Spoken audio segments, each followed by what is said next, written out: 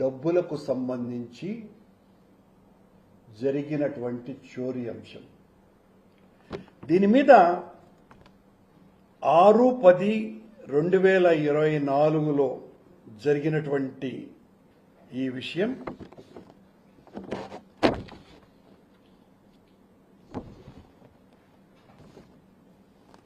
రెండు 12/24లో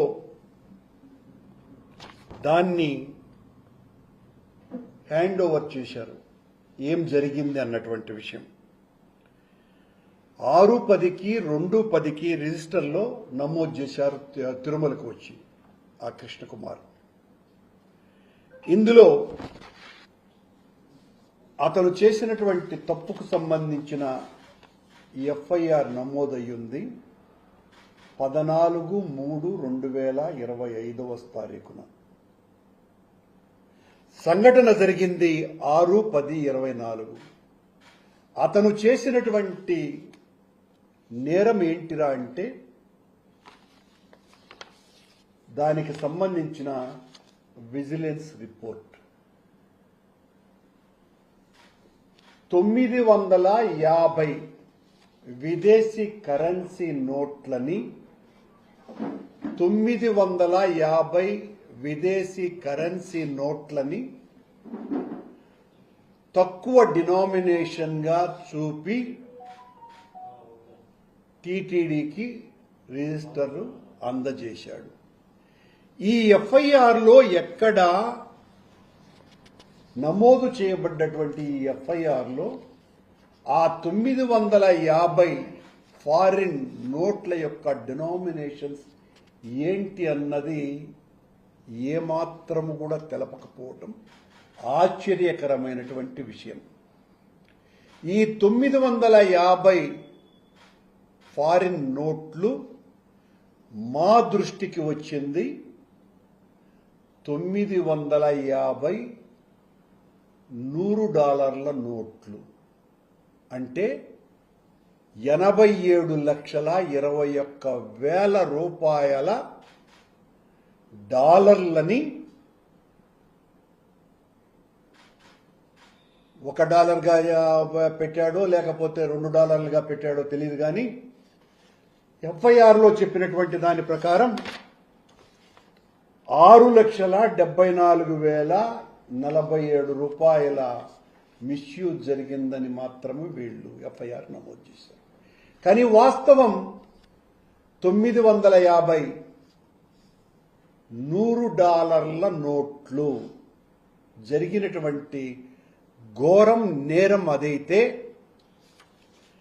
6/10/24 ఈ సంఘటన జరిగితే 17/11/24 సెక్యూరిటీ గార్డ్స్ అయినటువంటి B Singarababu, P Sivaprasadarao security personals వీళ్ళు దాన్ని కంప్లైంట్ చేస్తే 19/2/25 విజిలెన్స్ రిపోర్టు ఈఓకి సబ్మిట్ చేసినారు. కానీ కేసు రిజిస్టర్ 14/3/2025 చేసినారు. ఇంత కాలయాపన చేయటం వలన ఈ నిందితుడైనటువంటి కృష్ణకుమార్ అసలు అరెస్టే కాల. 87,21,000 రూపాయల దొంగతనాన్ని, విదేశీ కరెన్సీని దొంగతనం చేసిన కృష్ణకుమార్ను పోలీసులు అరెస్టే చేయలేదు. అతన్ని ఉద్యోగంలో కొనసాగిస్తున్నారు. ఆశ్చర్యకరంగా అతను సుప్రీంకోర్టుకు వెళ్లి యాంటిసిపేటరీ బెయిల్ తెచ్చుకోగలిగినాడు. ఒక సీనియర్ అసిస్టెంట్ సుప్రీంకోర్టు వరకు వెళ్లటమే ఆశ్చర్యకరమైనటువంటి విషయం. దీని వెనుక పెద్ద మతలబు ఉన్నది. కూటమి ప్రభుత్వం వచ్చినప్పటి నుంచి జరుగుతున్నటువంటి అనేక ఘోరాలు, నేరాలలో ఇది ఈ కృష్ణకుమార్ 950 $100 నోట్ల కుంభకోణం మామూలు విషయంది కాదు. ఇది మీకందరికీ కూడా ఆ విజిలెన్స్ రిపోర్ట్, అందులో అంతా కూడా తప్పులే ఉన్నాయి. ఎఫ్ఐఆర్ రిపోర్ట్ తప్పు, అతన్ని అరెస్టు చేయలేదు పార్థసారథి అని ఆయన దీని మీద కంప్లైంట్ చేస్తున్నాడు ఏఈఓ. కానీ ఏ రకమైనటువంటి చర్యలు లేవు. ఈరోజు టీటీడీ ఒక ప్రకటన ఇచ్చింది. నిన్న జరిగినటువంటి వ్యవహారంలో సాక్షి పేపర్ ఇచ్చినటువంటి ఏదైతే స్టోరీ ఉన్నదో అదంతా కూడా చాలా తప్పని, ఈ తప్పు వాళ్ళు అంగీకరిస్తూనే ఇలా ఎలా జరుగుతుంది, కోట్లాది రూపాయల కుంభకోణం అన్నారు, ఒక బంగారు బిస్కెట్ దొరికింది అని చెప్పి 12 మంది సాక్షుల్ని విచారించినాము. 12 మంది సాక్షుల్ని విచారించి కేసు నమోదు చేశాము. తప్పుడు కేసులు తప్పుడు వార్తను ప్రచురించినారు అని టీటీడీ వారికి, చంద్రబాబు గారికి, ముఖ్యంగా ఆ ప్రకటన ఇప్పించినటువంటి బిఆర్ నాయుడికి, చంద్రబాబు గారి తొత్తులైనటువంటి కొత్తగా వచ్చిన అధికారులు ఎవరైతే ఉన్నారో ఆ అధికారులు బలవంతంగా ఇచ్చినటువంటి ఆ ప్రకటనలో, అయ్యా పరకామణిలో చోరీకి పాల్పడ్డ పెంచులయ్యా 24 క్యారెట్ల గోల్డ్ లాంటి దొంగ, మామూలు దొంగ కూడా కాదు. ఎందుకంటే అతను 24 సార్లు బంగారు దొంగతనాలను చేసినాడు. ఒకసారి కాదు కదా, అతను ఒకసారి బంగారు బిస్కెట్ దొంగతనం చేసిన దాని మీద కేసు పెట్టినారు. ఆ తర్వాత టీటీడీనే వివరించింది ఆయన దగ్గర అనేక సొత్తును రికవరీ చేసుకున్నామని. మరి అన్నిసార్లు ఒక్కసారే అన్ని సరుకు దొరకలేదు కదా, ఇంత సరుకు దొరకటం అన్నది అసాధ్యం కదా. ఒకటేసారి 555 గ్రాముల బంగారు, 117 గ్రాముల వెండి దొరకటం కూడా ఒకేసారి అసాధ్యము. మర్మాంగాల్లోనో ఎక్కడో పెట్టుకొని పోతే తప్ప అది సాధ్యమయ్యే పని కాదు. అది కూడా అతి తక్కువ తీసుకుపోగలగాలి ఎవరైనా కానీ. ఇన్నిసార్లు దొంగతనం చేసినటువంటి పెంచులయ్య మీద 24 కేసులు టీటీడీ వారు మీరెందుకు కేసులు పెట్టలేదు? 24 కేసులు. రవికుమార్ అనే వ్యక్తి 75,000 రూపాయల విలువ చేసే 8 $100 నోట్లు దొరికితే దాని మీద జరిగినటువంటి రాద్ధాంతం, మా మీద చేసినటువంటి ఆరోపణలు, మమ్మల్ని అందరినీ జైలుకు పంపించాలా అనేటువంటి భీకర ఘోషణ, అరుపులు, ఫిర్యాదులు, దానికి సంబంధించి సిఐడి, ఏసీబీ విచారణలు ఇన్ని జరిగినాయే. మరి పెంచులయ్య మీద ఒకే కేసు ఎందుకు పెట్టినారు అన్నదానికి టీటీడీ వివరణ ఇవ్వవలసిన అవసరం ఉంది. వైసీపీ హయాంలో అదిగో పులి ఇదిగో తోక అని గోల చేసే టీడీపీ ని మోసేటువంటి మోతగాళ్లు ఇప్పుడు మౌనం ఎందుకు దాయిస్తున్నారు? ఇంకా మా మీదనే దాడి చేయడానికి ఎందుకు ప్రయత్నం చేస్తారు? పెంచులయ్య వెనక అనే చిన్న చేప వెనక ఉన్న తిమింగళాలు ఏవి?